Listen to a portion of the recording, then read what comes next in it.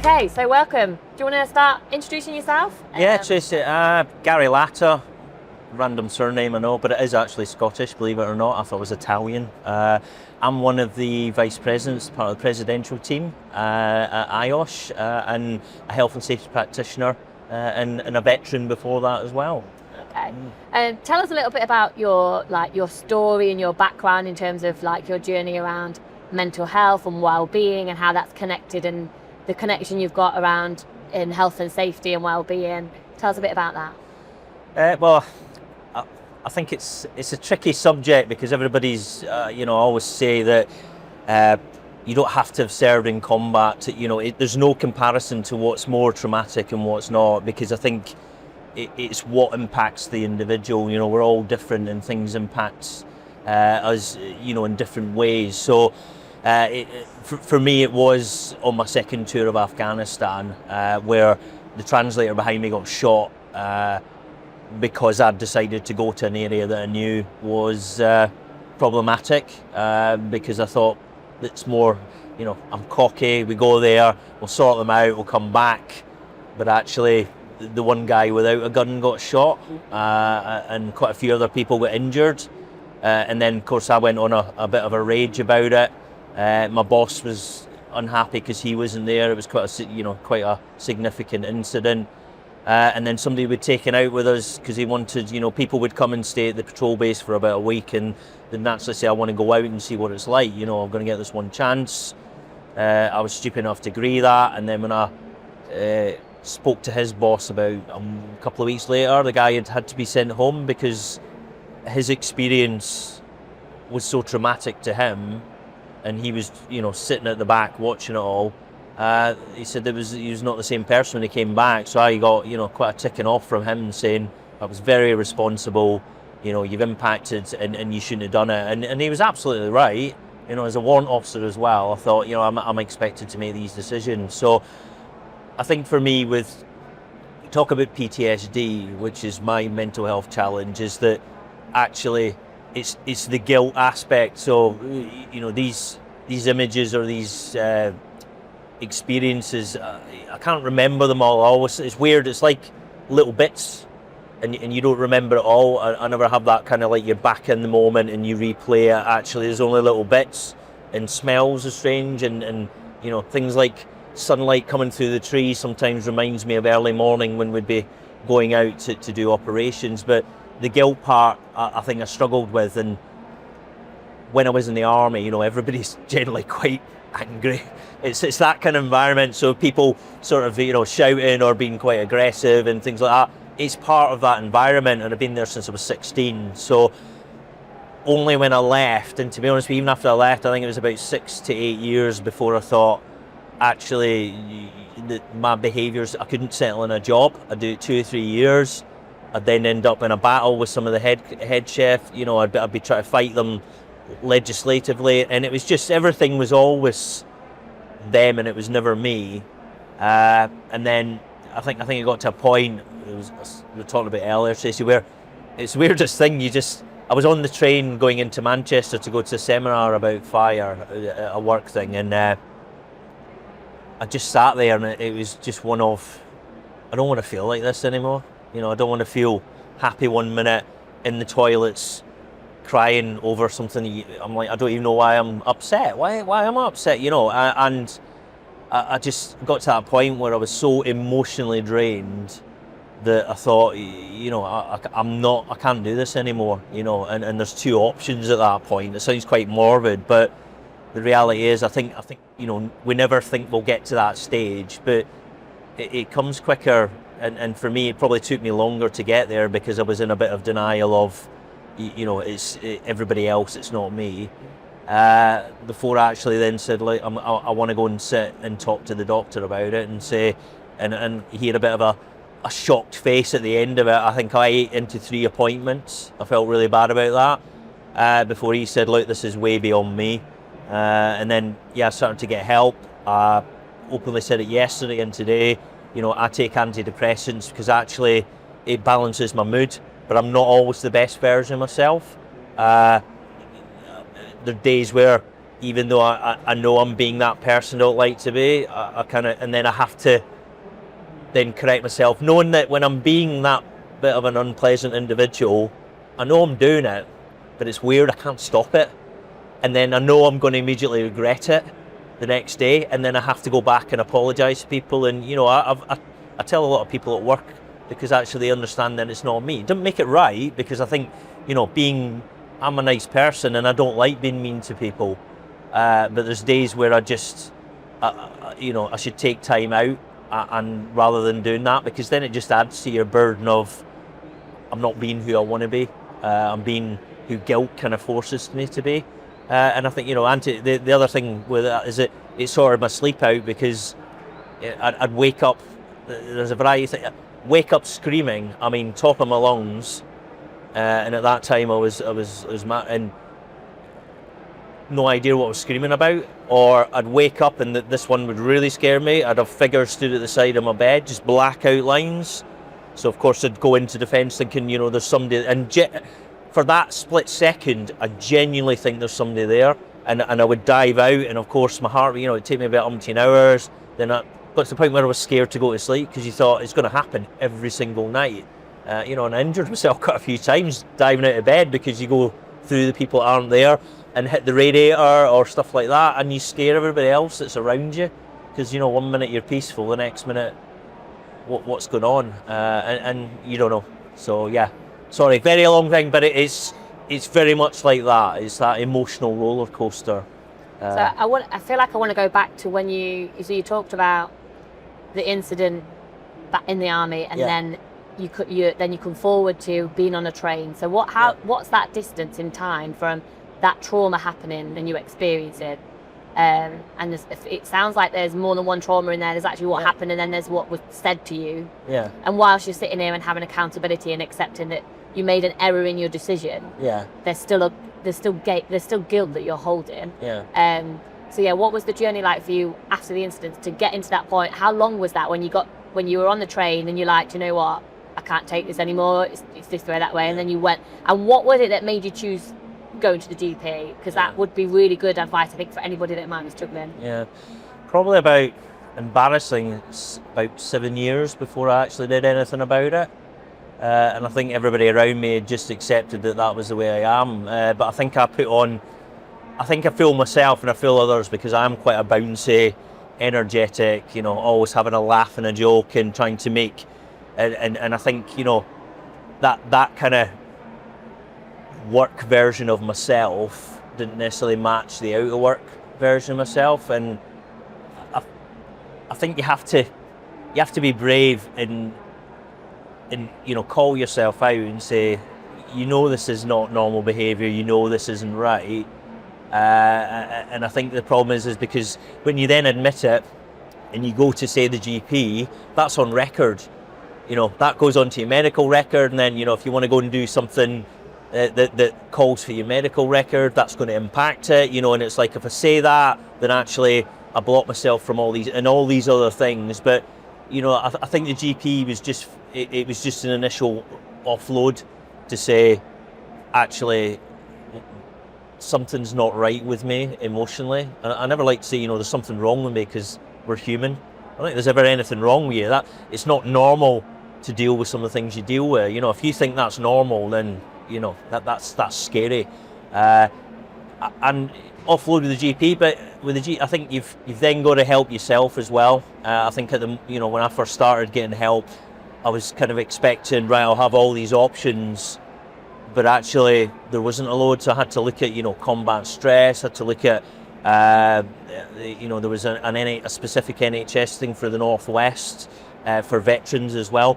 And I think there's so many charities out there, Tracey, that say, look, the NHS, you know, they're a fantastic organisation, but they've got so much to deal with, that particularly with mental health. We looked at the statistics yesterday, as I remind everybody, you know, behind these hundreds of thousands, that's an individual making up, they're all people, and, you know, it's under immense pressure. So using the charities and those around you, I think they really help you, and they help you, because you stigmatise yourself, because you think, if people think less of me, you know, I'm a vice president of IOSH, right, he takes antidepressants, so maybe he's not quite right. But actually, I think the fact that 3 of us have sat on the stage and said, life is not always that great. There's fantastic moments, but there's moments that aren't great.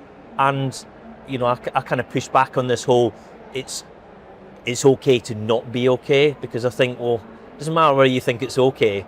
If you're not okay, you're not okay. Whether people say it's really how those around you can also encourage you, because I think sometimes if people around you don't kind of call that behaviour out as well and say, look, what's going on? People get to know you, then you kind of just hide yourself and go, well, that's who I am, that's part of my personality. But the person that was in this photo, I'm a happier person, a more content person now, and it's honestly it's been worth it.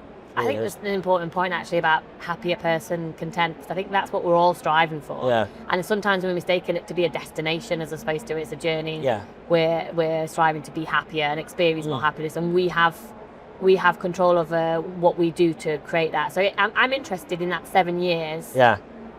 And you're saying, you know, people need to call you out in, you know, in terms of behaviours or personality. You in that 7-year window, what I'm hearing is a lot of it was put down to your personality. It's the way that's Gary. Yeah.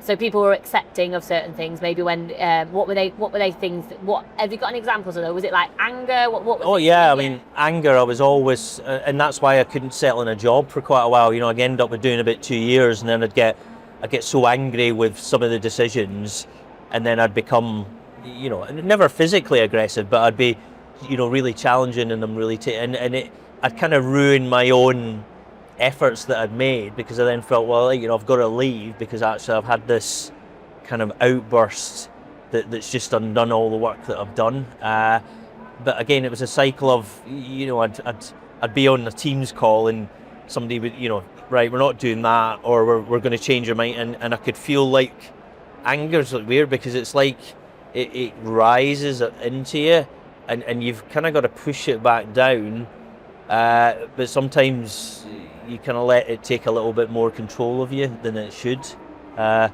I think that's where, you know, I think I compensated and they probably compensated, because 70 to 80% of the time Gary's a good laugh and he's good at what he does and he does this, so actually we'll accept the times that he kind of loses a grip on it, and maybe, you know, challenges or over challenges. And I think, you know, was there anybody in that 7-year window that did call it out for you or anything like that, or was it like what you're describing, very accepting because it was only 25% of the time?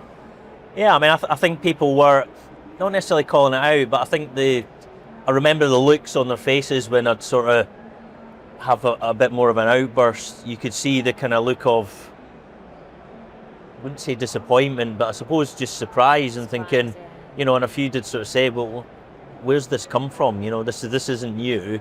Well, what's going on? Is there something else going on? And it would be like, no, it's your fault because this hasn't gone right, and you know, we should be doing this and we should be doing that. And I think in safety as well, you know, the challenges that we're always wary of, if we make a bad decision or we don't support it and it goes wrong, there's consequences of somebody in our organisations to blame. And I think in safety we always feel it's going to come back to us, so you automatically put your defences up instead of saying, well, actually I've done my job the best of my ability, and it doesn't always have to be somebody's fault. I always think that's a massive thing. I was going to say, what's the impact on people's mental health and well-being when we're on the receiving end of blame? Because you've said that today. But so what is that? What is the real impact there on our well-being? Well, I mean, for me, I felt I had to leave because in industry, when I was oil and gas, I was working on a base, and the whole dining hall went on fire because a chef, you know, instinctively, they'll say don't put water on a deep fryer. It had gone on fire, threw water on it. It burnt down. I had to go there at 2 a.m, and lost the whole building. Went to sort everything out, and then, you know, the next morning it started. Fire extinguishers weren't in the right place. They weren't the right type. There was none of this. There was none of that. And of course it kicked because everybody was wanting to distance themselves. I mean, what I found out, because I just continued with my job, was that we hadn't fixed the thermostat. So actually, we hadn't prioritised the maintenance of that, and that allowed it to overheat, which went on fire, and the guy panicked. he did that. They were trying to blame him, and when I sort of defended the chef, saying, look, he did a human thing, a human response of water, fire. Of course, it made it worse. There was a blanket on there. But you then start getting more defensive, and again, that's when I'd start to find my anger rising, because it's like everybody's going to start attacking me, so I need to be attacking everybody else. And it gets to the point where actually I thought, I'm going to have to leave at the end of this rotation as I worked overseas.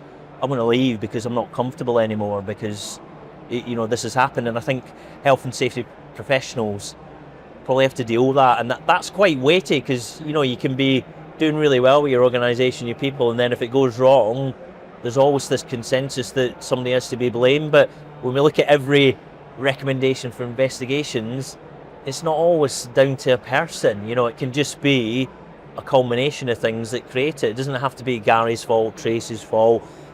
I just think in this day and age we've got to move past that, because that weighs heavy on people, and then they'll carry that with them to the next job, and then they won't be quite as forthcoming, because they think, well, it can happen again, and it's really impactful.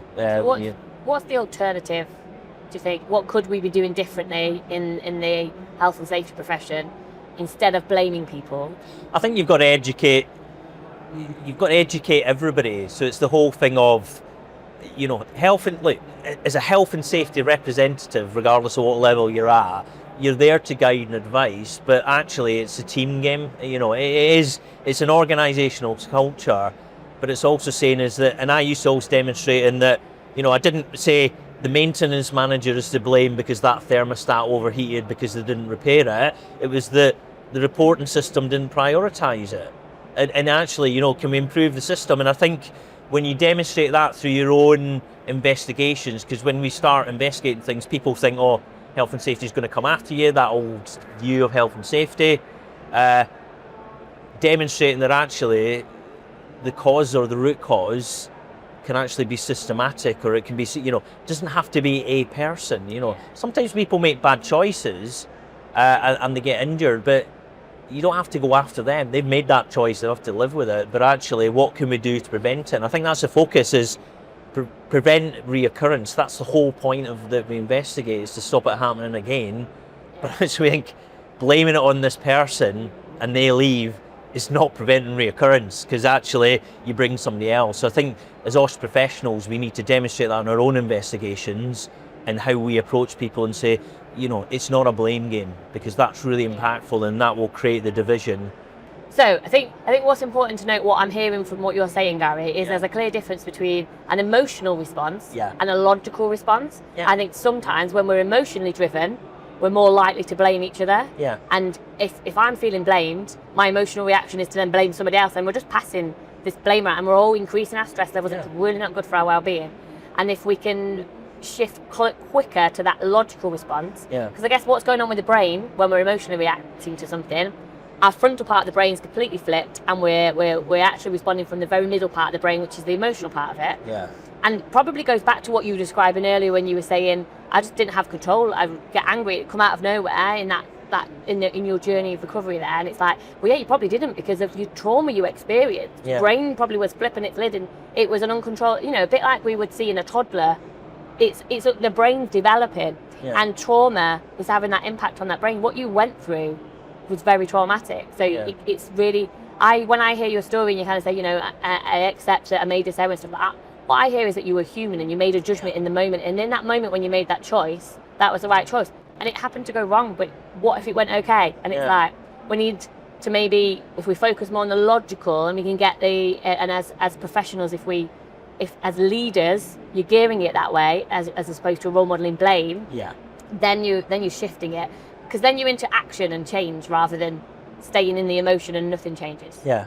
You've got to, people, if we haven't realised now in 2025 that people are people, they will make decisions that didn't necessarily make sense at the time. That's reflected in society, organisations. People do unusual things, and I think we're never going to truly get there as a profession if we don't focus on the fact that actually, we should understand that now, and therefore we should be focusing on the supports, the systems. And I know people hate the people call it bureaucracy and red tape, but the processes that help them reduce the potential for that error through equipment, through, you know, all the standard things that have stood the test of time. Because I always think, you know, everything's easy, Tracey, until you add people. When you add people, it becomes difficult, and you think, right, okay, so you've just got to accept that, you know, you'll never be able to fully control that, but actually you can help control the processes and the environment around that, which means you're minimizing that. But that's what, you know, preventing reoccurrence is to focus on that. Because firing somebody, don't get me wrong, you've got, you know, gross misconduct, but ultimately firing somebody because they've made a bad choice that actually result in them getting injured, that's not preventing reoccurrence. That's just knee-jerking. Or you fire somebody because they're the safety representative. You know, that is basically assigning blame to a particular individual. Forget the title, it's the individual that then will go away and will be that person that's then got to explain in the next job interview that actually they did the best they could, but they were subject to that. Dare I say, you know, I would say it's like a witch hunt, because that's how it feels. And I have been subject to that, and I'm sure there's plenty of practitioners, professionals that have, and it's really uncomfortable. And you sort of think, you know, why? Because everybody's supportive and you've spent years. It can almost tumble in a matter of minutes because of something somebody else has done, or a piece of equipment that's malfunctioned. And it's, you know, but it just seems that people want to respond, like you say, emotionally, higher in the business of, we've got to demonstrate something, we've got to do it quickly, instead of saying, let's, you know, you don't see the police knee-jerking, you know, if they're taking something to prosecution, they take their time to look in and they have to analyse, and they have to go to an independent and say, Crown Prosecution Service, this is what we've got. You know, and I'm not saying we're at that level, but actually in some cases when the HSE, when they do the investigations, they don't knee-jerk. And you know, yeah, they do hold people to account. It's not necessarily blame, but people have made bad choices that they knew were wrong in keeping people safe. There's a different part of that. So I'm hearing there's a difference between accountability and blame. Yeah. And how we tread that in the workplace and support as a leader as well in IOSH. Yeah. One last question for you, Gary. So thinking about you when you were on that journey before you got into the GP's room and shared what was going on for you. If there's anybody that might be listening to this that might be feeling in that space where you were during that 7-year period, that might be, you know, masking every day, getting by, maybe feeling like they're a different person at work, a different person at home, starting to build their awareness on maybe something's not quite right, and what would be your advice to that person? I think you've got to be kind to yourself. Guilt, you can't just wipe it out if that's what you've got, but you know, there's all modern life, particularly at the moment, you know, it's heavy, it's challenging as well as that. And I think you've just got to say to yourself, when you know it's not right, and when you know you're not right, and that, to be honest with you, you know, when we talk about people that suffer from addiction, and they say the first step is accepting the fact that you know you have this problem, and I think I'm using the wrong word, that, you know, it's not a problem, it's a reality. So you know you're not feeling right, and I think you've got to kind of accept that on yourself and say, okay, right, you know, I'm not in the greatest of places, and then I think choosing somebody around you to start that discussion with, whether it's your partner, your best friend, Samaritans, you know, who do fantastic work, just talk it through. And to be honest with you, I think, like, I use the GP, but I probably could have used somebody, you know, offloading it is the first part where you go, wow, you know, and sometimes actually talking to a bunch of strangers is a lot easier than talking to people that you know, because you worry about what they think about you, you know. So yeah, that would be my simple advice. Find somebody to, you know, but don't forget, when you offload onto them, if they're a close in, they will carry that as well. So, you know, you've got to consider how much you put onto people as well, because I think we sit there with an audience of say 100 people, probably every one of them's got something going on, and I think it's just about, you know, don't lean too heavily on people, but maybe try a couple of avenues to kind of offload that. And yeah, there's professionals out there and great charities like Samaritans, Mind, who can, you know, they are there because they want to be, and they can help people. And if, you know, sometimes a chat is all you need, but actually they can help you get further support if you do. And we've got to be more, hey, you know, I take antidepressants. because it helps me feel more content and balanced. There's nothing wrong with that, but there's still that public perception, you know, and I think we persecute ourselves by actually saying, I don't want people to know because I think less of me. So I think that's the other thing, is people don't think less of you, because if they do, they're probably not the right people to have in your life anyway. Yeah, there's something there about internal stigma in terms of what we think that other people think. Yeah. Absolutely. No, thank you, Gary. Such an honour to hear your story and privilege. And thank you for joining me. Thanks very much, Tracey. It's been a pleasure. Thank you.